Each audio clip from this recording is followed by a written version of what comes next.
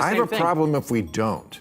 Yeah. Like, just because Trump thought of it, I'm not against it. Something that would stop the increasing number of rogue missiles that are in this world from maybe coming over here and incinerating me. Yeah, mark me down as a pro for that. I'm pro having, now, can we do it? I don't know. And the ballroom, I don't give a I really don't give a I was reading, it shows you like how the media is. Everything is always on one side or the other.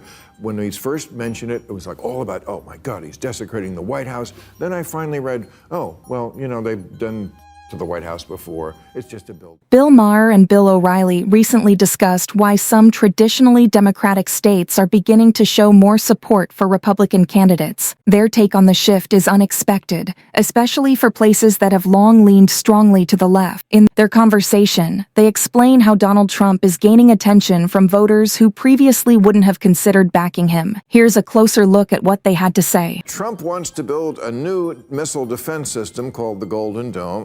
Yes, I read about this. That could cost hundreds of billions of dollars. Is that a good use of money? Well, I mean, look, he's building, he wants to build an arch on the mall. You know, he's building a place he can dance at the White House and do the YMCA. He's going to do that there. And he wants to build a dome. I mean, you got to protect the dance hall. True. By the way, I'm very excited. I'm very excited with, you know, when the Democrats take the White House in 28, when we have the ballroom, you know, the Pride Month in February is going to be great. Some Democrats are upset about Trump wanting to add a ballroom to the White House, calling it another example of him treating the place like it's his own venue. Jared Moskowitz even joked that Trump just wants somewhere to do the YMCA, and the comment spread quickly online. But Bill Maher pushed back, saying the reaction shows how fixated some Democrats are on Trump, not on the renovation itself. His response reflects a wider frustration among people who feel the left overreacts to anything connected to Trump. Here's Maher's sharp reply: direct, quick, and typical of his style. I have a problem if we don't. Yeah. Like, just because Trump thought of it, I'm not against it. Something that would stop the increasing number of rogue missiles that are in this world from maybe coming over here and incinerating me. Yeah, mark me down as a pro for that. I'm pro having, now, can we do it? I don't know. You know, I read, you know, he says it'll take 3 years and 180 billion, and they say, well, that's it's going to take, whatever it is. Of course, everything is over scheduled and never comes in on time or on budget. Maher criticized Democratic leaders for automatically rejecting anything associated with Trump. He said they've reached a point where they oppose his ideas on principle, not on substance, even if a proposal might help the country. As an example, he mentioned Trump's Golden Dome missile defense concept, which some dismissed immediately simply because it was Trump's. Maher then turned to the ballroom debate, arguing that the outrage over it shows how political fixation can overshadow basic judgment. That's, to me, a worthy thing. And the ballroom, I don't give. I really don't give.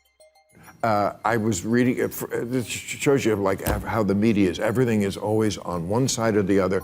When he's first mentioned it, it was like all about, oh my God, he's desecrating the White House. Then I finally read, oh, well, you know, they've done to the White House before. It's just a building, I think. Also, like, I realized after reading other people, we don't have a place when they have state dinners. They're doing it in a tent. This is America. So do I give it?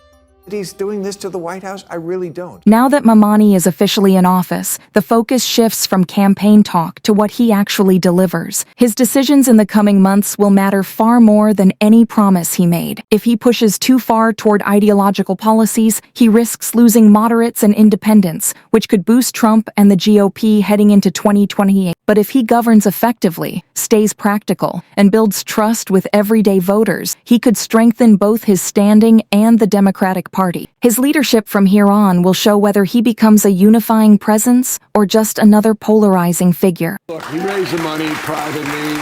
Yeah, and it's private money. You know, and if Newsom wants to knock it down when he's president, then he can knock it down, right? Save your ire for the things that matter. That's right. You but know, they don't know people, what matters. Well, you know as well as I do. I don't give a shit.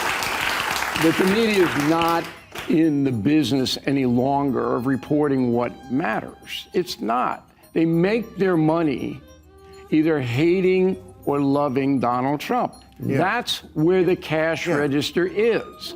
What matters doesn't matter to them. O'Reilly suggests that New York's recent population decline could grow if Mamdani follows through on his tougher campaign proposals, such as higher taxes on the wealthy and major economic overhauls. He argues that when residents or businesses feel financially targeted, they tend to move to states with lighter taxes and fewer regulations. If that trend speeds up, O'Reilly warns it could strain New York's economy by shrinking its tax base and reducing job opportunities. In his view, Mamdani will need to proceed carefully to avoid pushing the city into deeper financial trouble. Do you think that Mamdani's election will lead more financial organizations to leave New York City for Wall Street South in Florida? Tell me, I've read that term just recently, Wall Street South, Florida. This is your state. What is that? A lot of Wall Street guys have moved to Palm Beach. It's been happening really since COVID. It's accelerated with increases in taxes. It's not just out of New York. It's New Jersey, Connecticut, it's Chicago, it's California. So they're fleeing high tax blue states for Look, Florida. And this is the luckiest guy in the world that Mamdani got elected, because his district is going to explode. My house, I live 8 miles outside of Queens, has gone up 20% in value since Mamdani announced. Okay? Because people aren't going to pay the punishing taxes. New York is the highest tax state in the union. But you said your house value's gone up. Yeah, because they're moving to Nassau County. Oh, they're moving out of the city. Out of the city, and they can still take the train back in the city and not pay the millionaire's tax or whatever crazy thing this guy. The concern now, according to O'Reilly, is that things could worsen under Mamdani, especially if he moves ahead with more tax increases. People aren't leaving because of COVID anymore. That's long past. They're leaving because the cost of living, rising taxes, and heavy regulations make it too hard to stay. California already saw this happen, with families and major companies relocating to states like Texas and Florida. O'Reilly says New York is heading down the same path, and unless Mamdani adjusts course, the city could face the same loss of people, jobs, and economic stability. But what people don't understand is he can't raise the taxes unless the state okays it, and the state is not going to okay it. So this is just smoke and mirrors. And the younger people who voted for him, they don't understand that. They don't know what seizing the means of production is, but Ken Griffin does. He's the big Wall Street titan. He knows what it is, and that's why he's down in Palm Beach. We'll see if they move. I mean, you saw Bill. They're going to move. Well, look, they're already moving. Hold on, Bill Ackman threatened. No, they're not. Hold on. People say they're going to move all the time after elections. Listen, they don't do it. Bill Ackman said he was going to move. You know how many people moved out of New York City in the last 3 years? 600,000.